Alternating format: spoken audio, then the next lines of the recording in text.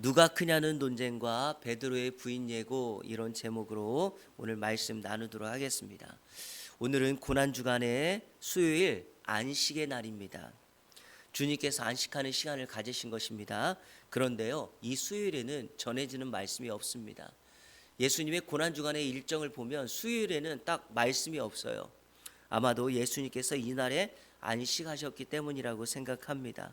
그래서 목요일에 있는 말씀 가운데 하나를 우리가 지금 누가복음을 따라가니까 그 중에 하나를 선택해서 말씀을 전하려고 합니다.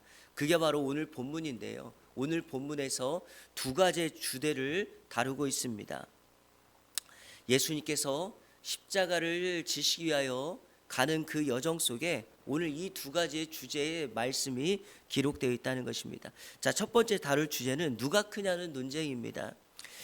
참으로 아이러니하게도 십자가 죽음을 앞둔 상황에서 제자들 사이에서 누가 크냐는 논쟁이 벌어졌습니다.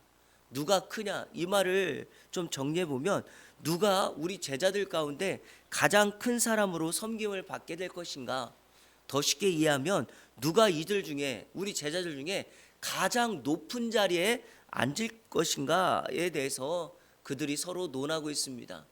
이거는 매우 민감한 상황이에요. 관련이 없는 사람들은 모르겠지만 실질적으로 예수님과 함께 채찍근으로 있었던 사람들에게는 매우 중요한 거죠. 그리고 이 주제가 우리에게는 참 가까이 다가옵니다. 왜냐하면 우리도 이 부분에 매우 민감하거든요.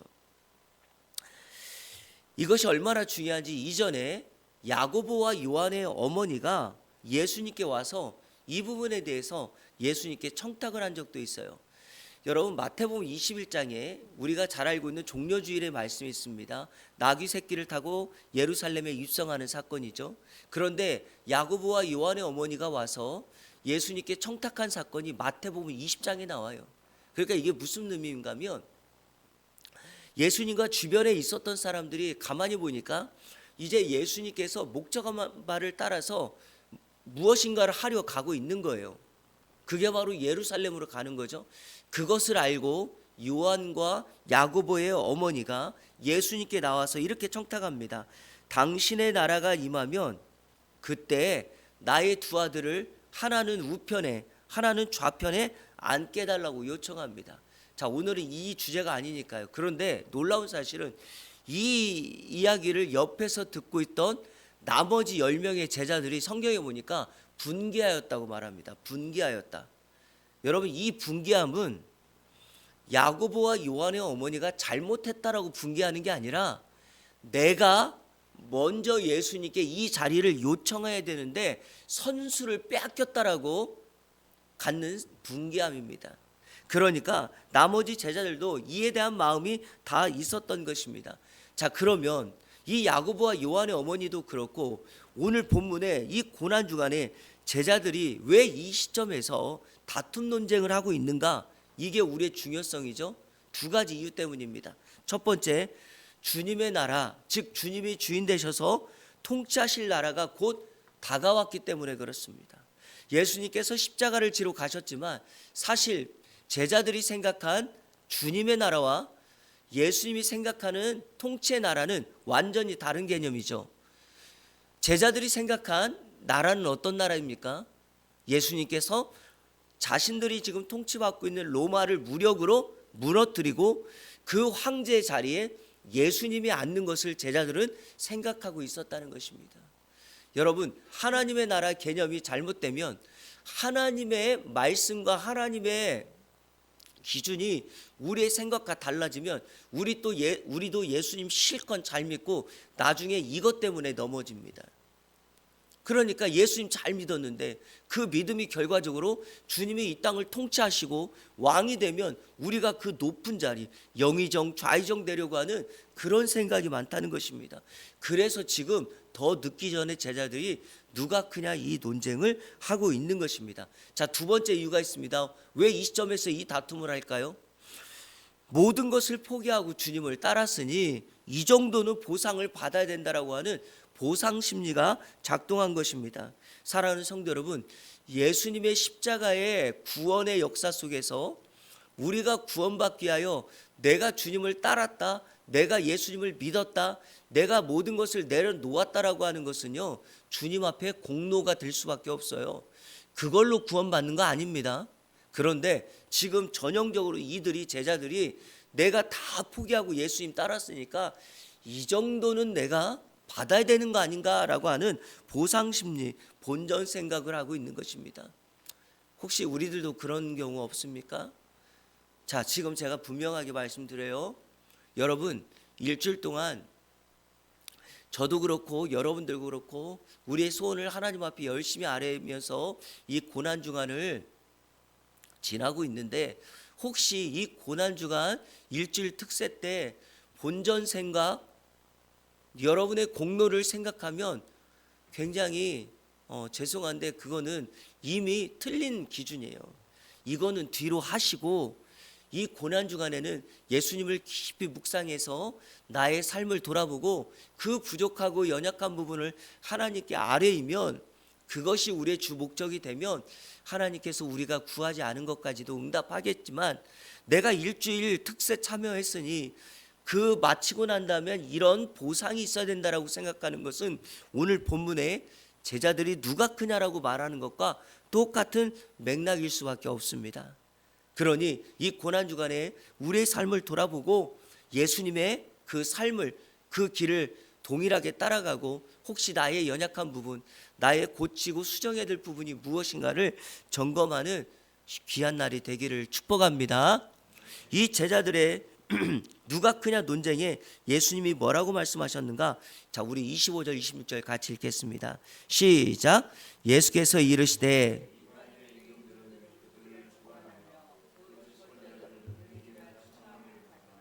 너희는 그렇지 않을지니 너희 중에 큰 자는 젊은 자와 같고 다스리는 자는 섬기는 자와 같을지니라. 아멘.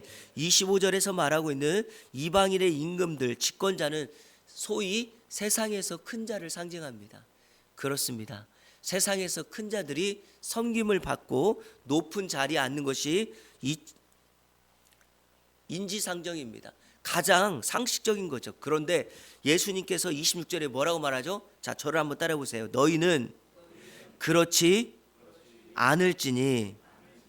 이것을 번역 성경에서 찾아보니까 너희는 그렇게 해서는 안 된다라고 말합니다. 왜 제자들은 안 되나요? 이유가 있습니다. 여러분, 우리 제자들 그리고 우리 성도들은요, 세상의 원리, 세상의 기준을 따라 사는 자들이 아닙니다. 하나님 나라의 원칙, 세상의 원리가 아니라 하나님 나라의 원칙, 말씀의 원리를 따라가는 자들이에요. 그러니까 세상에서는 높은 위치에 있는 사람이 섬김을 받겠지만 제자들은, 성도들은 마땅히 섬기는 자로 다른 방식으로 살아가는 것입니다. 바로 그 원리가 섬김과 섬기는 자로 살라는 거죠. 자, 27절 한번 보십시오. 제가 읽겠습니다. 앉아서 먹는 자가 크냐 섬기는 자가 크냐? 앉아서 먹는 자가 아니냐? 그러나 나는 섬기는 자로 너희 중에 있노라. 예수님께서 이렇게 섬기는 자로 오셨는데 예수님이 가장 큰 분이잖아요. 그러니까 예수님처럼 나처럼 너희들도 마땅히 섬기는 자가 돼야 된다. 우리가 잘 아는 마가복음 10장 45절 같이 한번 읽겠습니다. 시작. 인자가 온 것은 섬김을 받으려 함이 아니라 도리어 섬기려 하고 자기 목숨을 많은 사람의 대속물로 주려 함이니라. 아멘. 예수님께서 이 땅에 오신 것도 섬김을 받기 위함이 아니라 섬기는 자로 오셨고, 특별히 여러분, 이 고난주간 목요일에 똑같은 본문을 다루고 있는 요한복음에는 예수님께서 허리에 자기의 옷을 허리에 두르시고 수건을 가져다가 제자들의 발을 일일이 다 닦아주신 장면이 똑같은 이 목요일에 있는 겁니다. 예수님은 스승으로 제자로 마땅히 제자들에게 섬김의 본을 보여줬고 제자들에게 이렇게 명합니다. 너희가 본 것처럼 너희도 그렇게 하라고 이렇게 명하는 것입니다. 사랑하는 여러분, 이 고난주간 목요일 예수님의 행적을 따라가면서 우리가 예수님을 본받아야 될 중요한 핵심 포인트가 바로 여기에 있습니다. 예수님은 십자가의 죽음을 당하는 그 순간에도 제자들에게 이 땅에서 자신이 온 목적은 세상을 섬기기 위해 왔고, 그 섬김이 사람들을 감동시키고 세상을 바꿀 수 있는 힘이다, 능력이다 라고 하는 것을 우리에게 가르쳐 줍니다. 제가 일일이 다 예를 드리지 않아도 세상에 수없이 많은 참된 변화를 일으키는 사람들의 모습을 보십시오. 마땅히 높은 자리에 앉아서 섬김을 받고 누리는 자가 아닙니다. 높은 자리에 앉을만 하지만 그 자리를 내려놓고 사람들과 함께 낮아지고 섬기는 그 사람을 통해서 세상은 변화되고 바뀌게 될 줄로 믿습니다. 소금처럼 빛처럼 자기를 희생하면서 사람들을 섬길 때 세상은 살맛나게 되고 밝은 빛을 발하게 될 것입니다. 이 고난주간 수요일에 저와 여러분 이렇게 살아가게 되기를 주님의 이름으로 축원합니다. 그런데 한 가지 서운할 필요가 없는 게 있어요. 우리 주님께서 오늘 28절부터 30절까지 주님이 예비하신 나라에 이렇게 섬기는 자들이 들어갈 것이라고 말합니다. 저는 이 축복이 여러분 가운데 있기를 축원합니다. 자, 우리 같이 한번 읽겠습니다. 시작. 너희는 나의 모든 시험 중에 항상 나와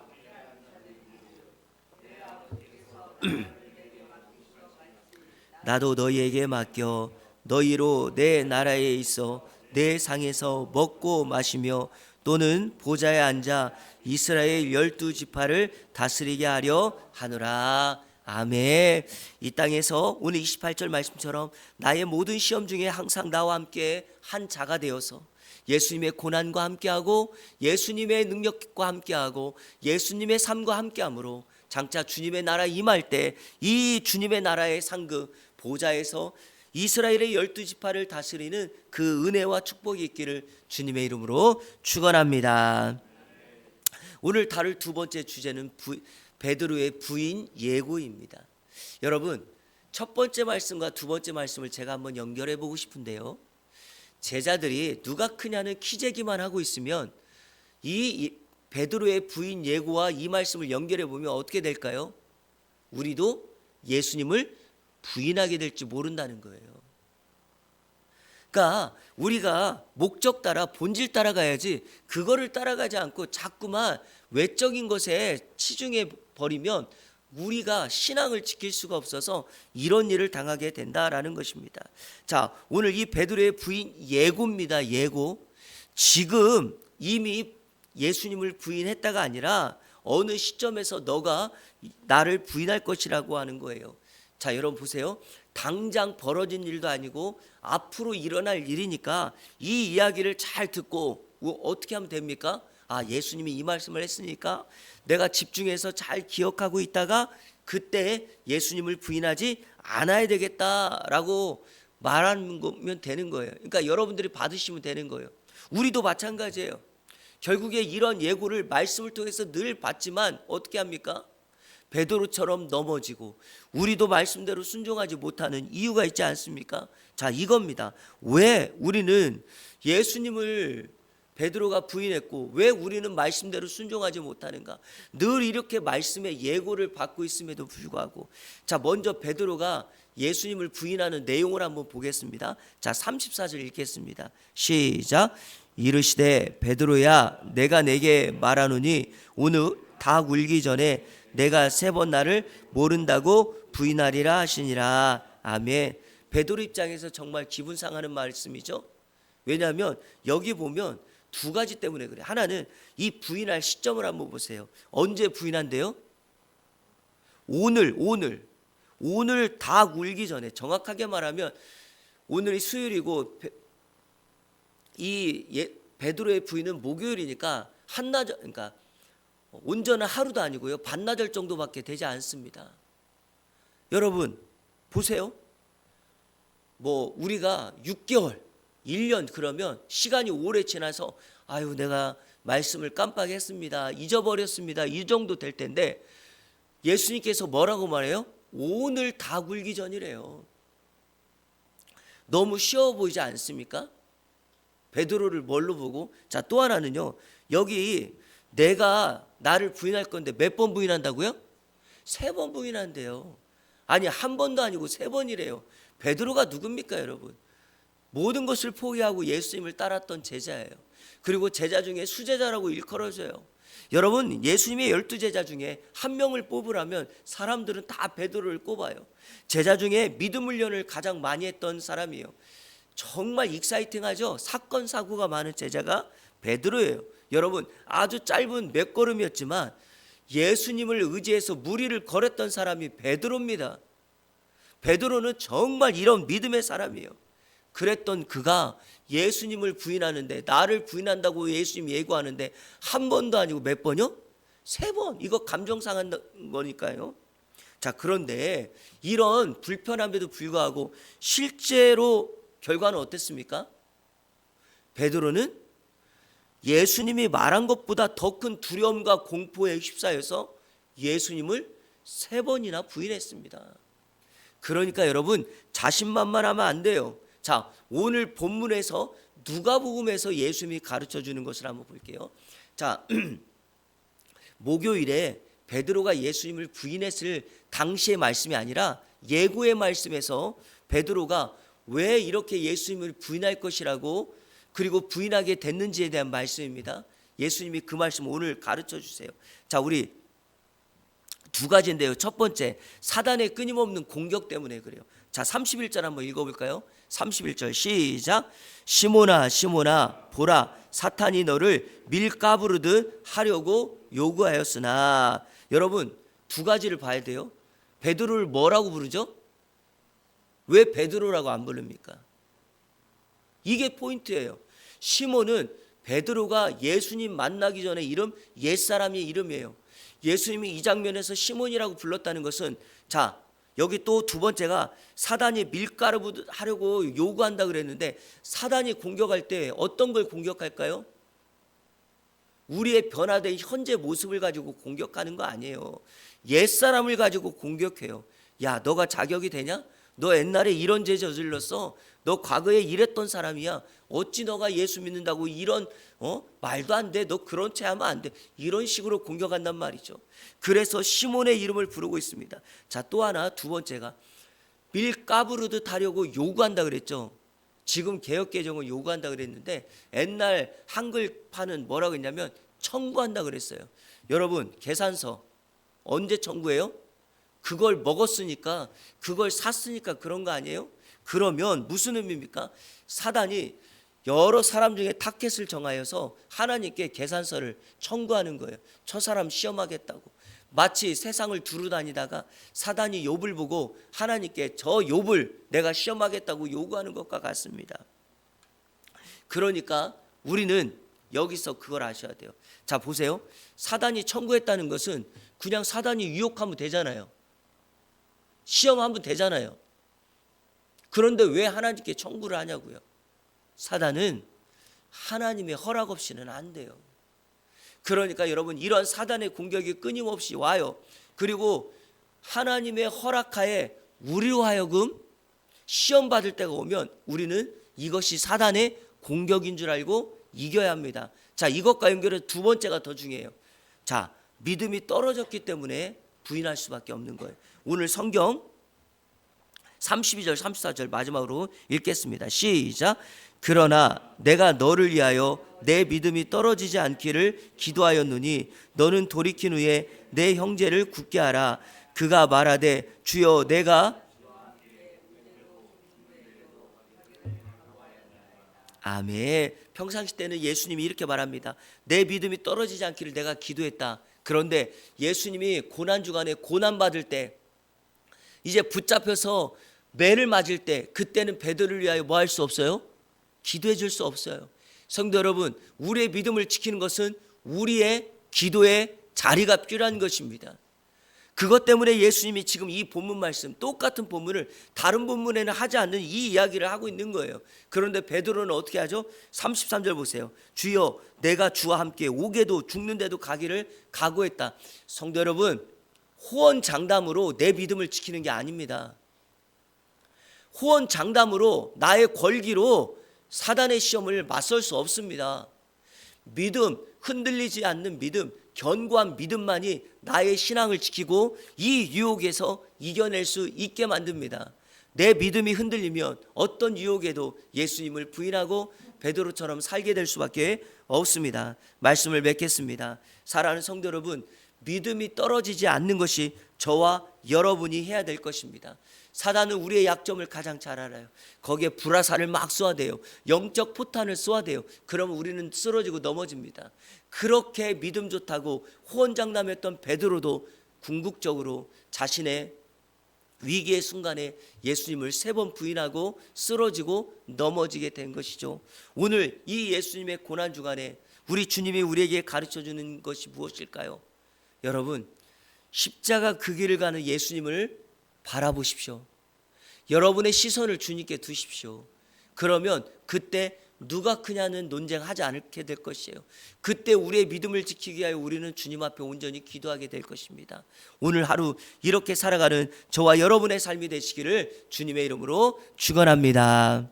여러분, 우리 오늘 2가지를 놓고 기도하겠습니다. 첫 번째 결단할 건 이거예요. 어떤 상황 속에서도 섬기는 자로 살기를 결단하십시오. 2번째 기도 제목은 이것입니다. 여러분, 믿음이 떨어지지 않기를 위해서 매일 뭐 하라고요? 기도하시라고요. 예수님이 우리를 위하여 지금 하나님 보좌 우편에서 간구하고 있는데 우리는 그 주님을 믿지 못하고 우리 스스로는 기도하지 않는다면 이런 아이러니가 어디 있겠습니까? 우리 시간에 하나님, 이 고난주간 수요일 섬기는 자로 살겠습니다. 믿음이 떨어지지 않기를 위하여 날마다 기도하겠습니다. 이렇게 살아가 믿음을 지키는 하나님의 사람 되게 하여 주옵소서. 우리 오늘 말씀 붙들고 다 같이 기도합니다.